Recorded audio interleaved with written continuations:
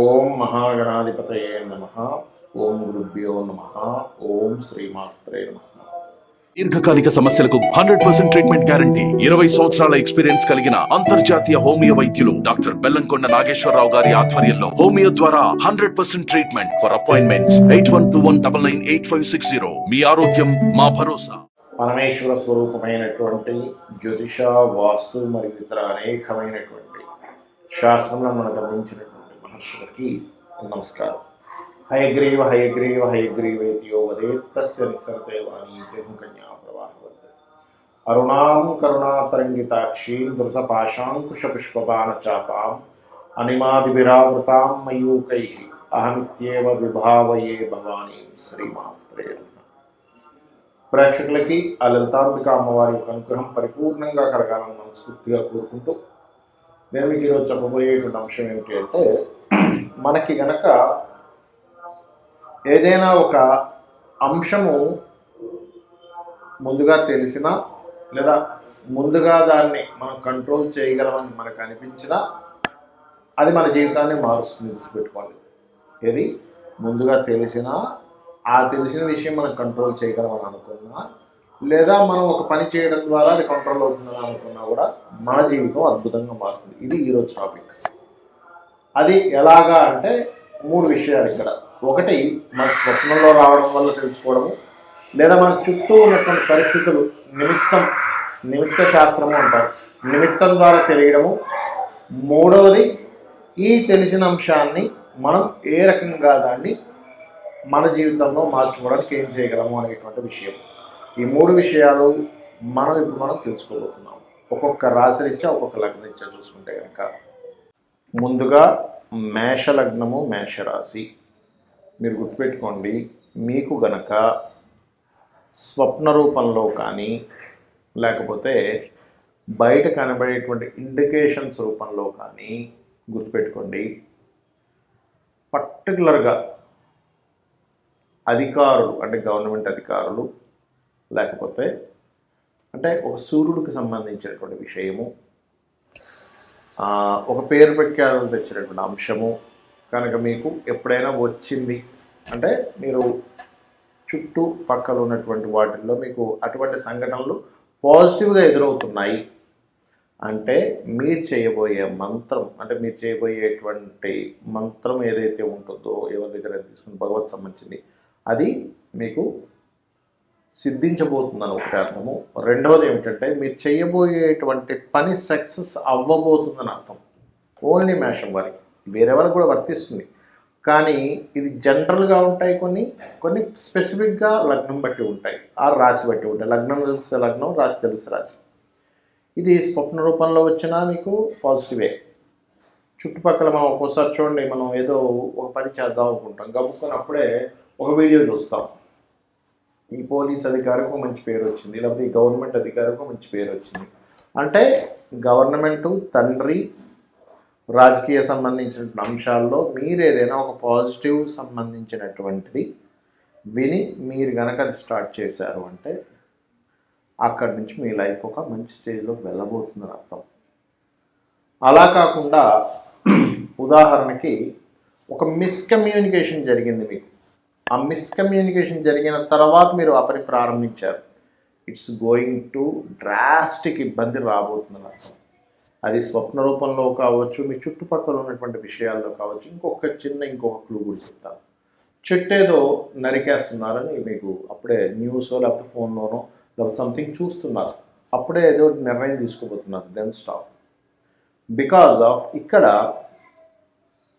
ప్రకృతి ఇండికేషన్. దీన్ని బాగా అర్థం చేసుకోండి. ప్రకృతి ఒక ఇండికేషన్. ప్రకృతి అంటే ఎవరో కాదు, ప్రకృతి అంతా సాక్షాత్ అమ్మవారే. ఆ యొక్క పరమేశ్వరుడే ప్రకృతి రూపంలో ఉన్నాడు. ప్రకృతి ఆయనే ప్రకృతి, ఆ అమ్మవారే ప్రకృతి, ప్రకృతి అమ్మవారు. ఇది మీకు పరిపూర్ణంగా అర్థమైతే కాన్సెప్ట్ అర్థమైపోతుంది. అలాగే జనరల్గా కూడా మనం చూడండి, ఏదైనా ఒక పని ప్రారంభించే ముందు ఫోన్లో ఒక సంథింగ్ డిస్టర్బెన్స్ అయినటువంటి ఒక విషయం తెలుస్తుంది, లేకపోతే ఎవరితోనైనా గొడవ అవుతుంది. ఎందుకంటే మీరు పర్టికులర్గా, ఇది మేషం వారికి ఎక్కువగా బికాజ్ ఆఫ్ కమ్యూనికేషన్స్ రూపంలోనే ఇది ఇండికేట్ చేస్తుంది మీకు. ఫోన్లో మాట్లాడుతున్నామా, ఎవరితోనో మాట్లాడుతున్నామా, అప్పుడే ఫైర్ అయ్యామా, దాని తర్వాత ఏదో అగ్రిమెంట్ చేయాలి. అంటే చిన్న ఎగ్జాంపుల్ చెప్తాను. ఎవరితో మనం ఏదో అగ్రిమెంట్ చేసుకోబోతున్నాం, లేకపోతే ఎవరికో డబ్బులు ఇవ్వబోతున్నాం, లేకపోతే ఏదైనా ఒకటి కట్టబోతున్నాం. జస్ట్ కొన్ని నిమిషాల ముందు లేదా ఆ రోజు ఉదయం మీకు ఒక మిస్కమ్యూనికేషన్తో నిద్ర లేవడం జరిగింది. సో మీరు అప్పుడు అర్థం చేసుకోవాల్సిన అంశం ఏమిటంటే, ఓకే, నాకు ఇది ఏదో ఎందులోనో ఇరికించబోతుంది నా లైఫ్ని అనేటువంటి దాన్ని ఒకసారి మీ స్పృహలోకి వచ్చి, అంటే మీరు అర్థం చేసుకొని దానికి సంబంధించినటువంటి డీటెయిల్డ్లోకి వెళ్ళాలి. ప్రకృతి ఏం చెప్తుంది అంటే, నువ్వు ఒకసారి చెక్ చేసుకో, నువ్వు ఒకసారి చెక్ చేసుకుంటే వాట్ ఈజ్ వాట్ అనే విషయం నీకు అర్థమవుతుంది అని చెప్పడం ప్రకృతి యొక్క ఇది. అలాగే మీకు మరొక విషయం ఏంటంటే, ఇది స్వప్నము మరియు చుట్టూ జరిగేటువంటి అంశాలు, అదేవిధంగా ఒక్కొక్కసారి నంబర్స్ రూపంలో కూడా కనబడుతుంటుందండి. అంటే అట్లాగా ఒక మనం చూడండి, ఒకసారి డిసెండింగ్ నెంబర్స్ కంటిన్యూస్గా కనిపిస్తుంటాయి మన కంటికి. అంటే ఏంటి, 8 7 6 5 4 3 2 1 ఇట్లా డిసెండింగ్, డౌన్ఫాల్ అయ్యేటువంటి నెంబర్స్.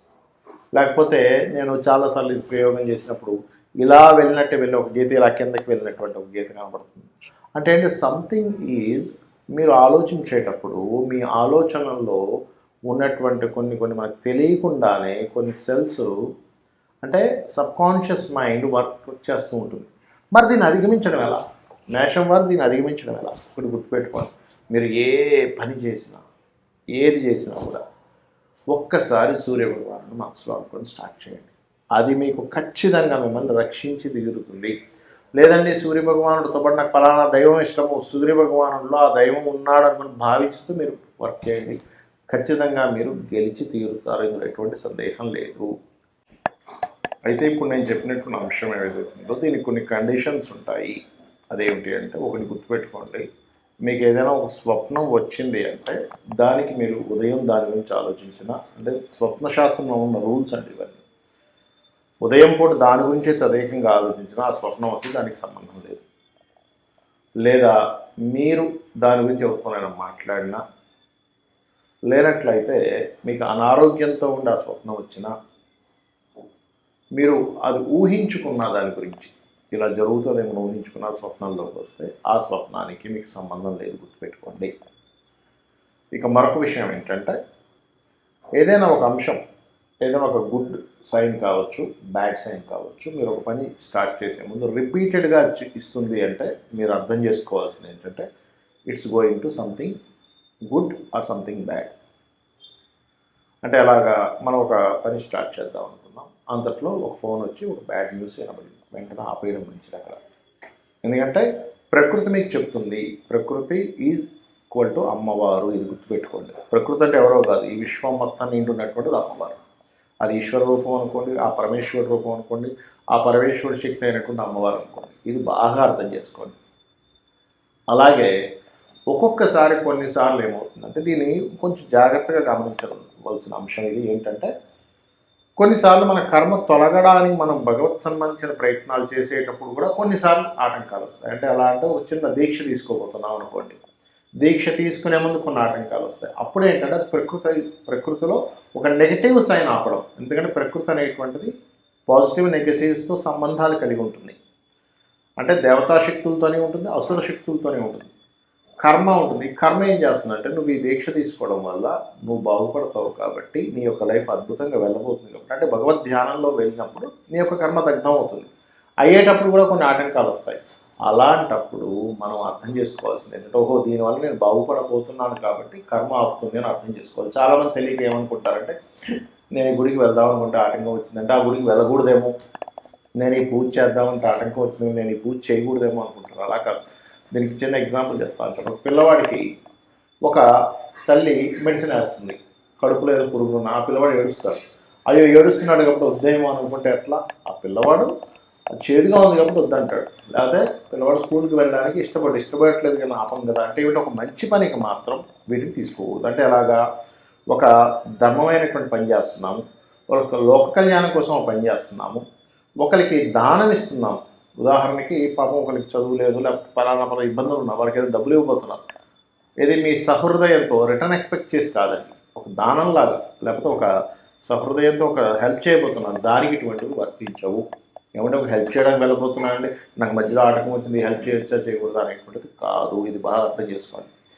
ఈ సైన్స్ అంటే ఈ యొక్క ప్రకృతి యొక్క సంబంధం స్వప్న రూపమా, మన చుట్టూ ఉండేటువంటి ప్రకృతి రూపంలో ఇచ్చే సిగ్నల్ ఏవైతే ఉన్నాయో ఇవి మీకు వస్తున్నాయి అంటే మీరు ఒక మంచి దీంట్లో వెళ్ళబోతున్నారు. వీటిని నేను రాసుల వారికి ఎలా అయితే చెప్పానో దీన్ని ఎట్లా బ్రేక్ చేయాలి, దీన్ని ఎలాగా సెట్ చేసుకోవాలనేటువంటిది మీరు ఈ రకంగా చేసుకుంటే మీ యొక్క జాతకం, మీ యొక్క భవిష్యత్తు మీ చేతుల్లోనే ఉంటుంది. కాబట్టి దీన్ని బాగా అర్థం చేసుకోండి. అలా కాకుండా మనం ఏంటంటే మనం చాలామంది ప్రకృతి ఏం చెప్తుందో వినం ఫస్ట్. అయితే ఇక్కడ మనకి ఒక చిన్న ఇంకొక ముఖ్యమైనటువంటి అంశం చెప్పి ముగిస్తాను. అదేమిటి అంటే ప్రకృతి చెప్పేది మనకు అర్థం అవ్వాలన్నా, ప్రకృతితో మనం మమేకమై మన జీవితాన్ని గడపాలన్నా ఒక్క విషయం బాగా అర్థం చేసుకోండి. అదేమిటి అంటే మనము ఓపెన్ మైండెడ్తో ఉండాలి. ఓపెన్గా ఉంటేనే మనం దాన్ని తీసుకోగలుగుతాము. చిన్న ఎగ్జాంపుల్ ఎలా అంటే ఒక గిన్నె ఉంది, ఇలా ఉంటే వర్షం పడినటువంటిది ఇందులో స్టోర్ అవుతుంది వాటర్, ఇలా ఉంటే స్టోర్ అవ్వదు. ఎలాగో మనం ఓపెన్గా ఉంటేనే ప్రకృతి మనకి ఇచ్చేటువంటి సిగ్నల్స్ తీసుకుంటుంది. ఓపెన్గా ఉండడం అంటే ఏమిటి చాలామందికి అర్థం కాదు. నువ్వు అనుకున్నది అనుకున్నట్టుగా అవ్వాలని కాదు, నువ్వు చెప్పిందే శాసనం అని కాదు, నువ్వు చెప్పిందే జరగాలని కాదు, నువ్వు అన్నదే జరగాలని అనుకోకూడదు, నువ్వు చెప్పింది అందరు వినాలని అనుకోకూడదు. అందరి యొక్క అభిప్రాయాలను నువ్వు స్వీకరించగలగాలి. అప్పుడు నీ యొక్క అభిప్రాయం చెప్పాలి. అవతల వాడు చెప్పిందా మనం చిరాకు పడిపోవడం, కోపపడిపోవడం, హట్ అని చెప్పి కొట్టిపోయడం చేయకూడదు. ఎందుకంటే మనకున్నటువంటి లిమిట్స్ ఏమిటనేది మనకు తెలియదు. వినండి, ఓపికగా వినండి, అవునా అని అనుకోండి, దాని తర్వాత చర్చించండి, సెట్ చేసుకోండి. చాలా మటుకు ఏమవుతుంటుందంటే మనం ఇలా రిజెక్ట్ చేసేటప్పుడు, కోపపడేటప్పుడు ఏమవుతుంది, ప్రకృతి ఇవ్వడం ఆపేస్తుంది. ప్రకృతి ఏం చేస్తుందంటే మన చుట్టూ ఉన్న మనుషుల రూపంలోనో జంతువుల రూపంలోనో కొన్ని ఇండికేషన్స్ ద్వారా మనకి చెప్తూ ఉంటుంది. మనం ఎప్పుడైతే ఇది పనికిరాదు, నువ్వు చెప్పకు, నువ్వు నాకు చెప్పేంతటి వాడివా, నేనే నీకంటే గొప్పవాడిని, నేనే నీకంటే బాగా తెలివైన వాడిని, నువ్వెంత నా ముందు అనేటువంటి ఒక అహంకార ధోరణితో మనం కనుక వెళ్తున్నామంటే మన యొక్క లైఫ్ జర్నీలో అది ఏమవుతుంది అంటే అది అక్కడికి ఆపేస్తుంది. ఓకే, ఇతనిలో కామక్రోధాలు బాగా పెరిగిపోయారు అనమాట, నేను చెప్పాల్సిన అవసరం లేదు అనేటువంటిది. అంటే దాని అర్థం ఏమిటి, ప్రకృతిలో ఉన్నటువంటి అసుర శక్తులు మనల్ని ఆవహిస్తున్నాయి. ప్రకృతిలో ఉన్నటువంటి దైవీ శక్తులు మనం ఆవహించాలన్నా, ప్రకృతిలో ఉన్నటువంటి దైవీ శక్తులు మనకు తోడుండాలన్నా మనం త్రిగుణమును గెలవాలి. అయితే ఇక్కడ ఇప్పుడు ఉన్నటువంటి సిచ్యువేషన్స్లో, ఇప్పుడు రాహు ఉన్నటువంటి సిచ్యువేషన్ కానివ్వండి, శని ఉన్నటువంటి సిచ్యువేషన్ కానివ్వండి, కేతు ఉన్న సిచ్యువేషన్స్ కానివ్వండి, ముఖ్యంగా ఉదయాన్నే నిద్ర లేచి ఒక్కసారి మీరు గణపతిని, అంటే నాకు ఏ రాశి నక్షత్రం ఏమీ తెలియదండి అప్పుడు ఏం చేయాలని చాలామంది అడుగుతూ ఉంటారు. పొద్దున్న నేను నిద్ర లేచిన వెంటనే కూడా మీరు ఒక్కసారి మహాగణపతిని తలుచుకోవడం, 2 నిమిషాలు స్కందుణ్ణి దర్శనం చేసుకోండి, ఫోటో చూసి లేకపోతే ఏదైనా ఫోన్లో పెట్టుకొని. దాని తర్వాత చక్కగా మీరు మీ యొక్క నిత్య జీవితాన్ని గడపండి నిద్రపోయేటప్పుడు. ఎందుకంటే ఉదయం నిద్ర లేచిన వెంటనే మీరు ఎప్పుడైతే అది చేశారో ఆటోమేటిక్గా ఆ రోజంతా కూడా జపం చేసిన ఫలితం వస్తుందని శాస్త్రం చెప్తుంది. నిద్రపోయే ముందు నమశివాయ పంచాక్షరి మంత్రాన్ని చేస్తూ అలా నిద్రలోకి వెళ్ళండి. రాత్రి నుంచి ఉదయం వరకు మీరు చేసినటువంటి జప ఫలితంలాగా వస్తుందట. అంటే రాత్రి నిద్రపోయినప్పటి నుంచి నిద్ర లేచిన వరకు చేసిన జపం వస్తుంది. ఇంతకంటే గొప్పది మరొకటి లేదు. ఎందుకంటే మీరు 24 అవర్స్ మీరు దైవ నామస్మరణలోనే ఉన్నారని చెప్పి దీనికి అర్థం. అంటే అప్పుడు ఏమవుతుంది, దైవం మనతో ఉంటుంది. మనం చేసే ప్రతి పనికి కూడా ఒకవేళ ఒక ఫెయిల్యూర్ వచ్చింది, కంగారు పడకండి, అది ఫెయిల్యూర్ కాదు, అది వద్దు అని చెప్పి ప్రకృతి చెప్పడం, అది నీకు మంచిది కాదు అని ప్రకృతి చెప్పడం. ఒక సక్సెస్ వచ్చింది, ప్రకృతి మీకు ఇచ్చింది అనుకోండి.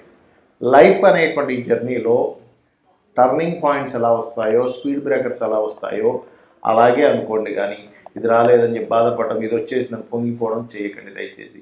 ఈ రకంగా మీరు కనుక ఉండగలిగితే ప్రకృతి కంప్లీట్గా మీతోనే ఉంటూ మీ యొక్క లైఫ్ని విజయవంతం వైపు తీసుకువెళ్తుంది. మీ అందరికీ లైఫ్ ఈ యొక్క దైవ అనుగ్రహము, ఆ పితృదేవతల అనుగ్రహం మీకు పరిపూర్ణంగా ఉండాలని కోరుకుంటూ శ్రీమాత్రే నమః.